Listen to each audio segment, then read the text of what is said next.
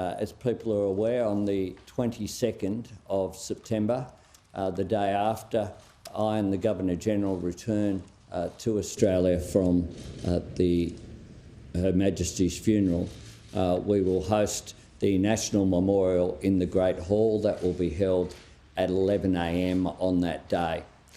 The next day, we will return as a parliament to have a motion of condolence in the House of Representatives and the Senate to be conducted that day.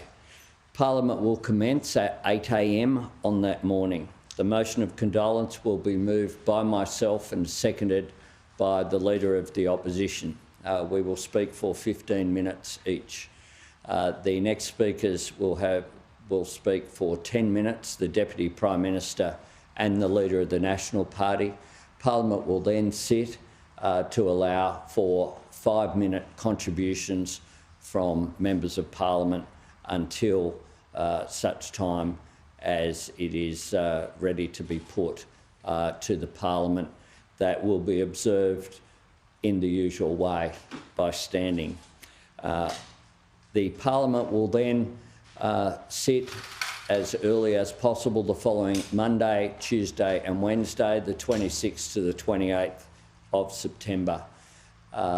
During those 3 days, as people are aware, has been previously foreshadowed, I'll be travelling to Japan on the 26th of September with the former Prime Ministers Howard, Abbott and Turnbull for the memorial service for former Prime Minister Shinzo Abe.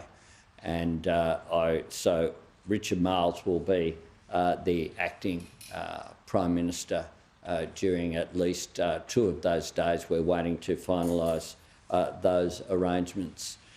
Just one further issue that has been finalised is that tomorrow morning at 8 a.m. at the Lodge, I'll be hosting the Heads of Mission from the Commonwealth to commemorate the life and service of Her Majesty.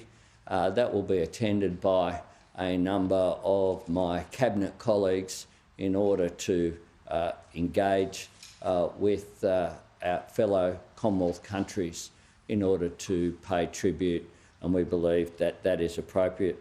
Can I thank the Leader of the Opposition, who I consulted with this morning about the return of Parliament, for his cooperation and for the agreement both with the Leader of the Opposition and the Leader of the Opposition in the Senate.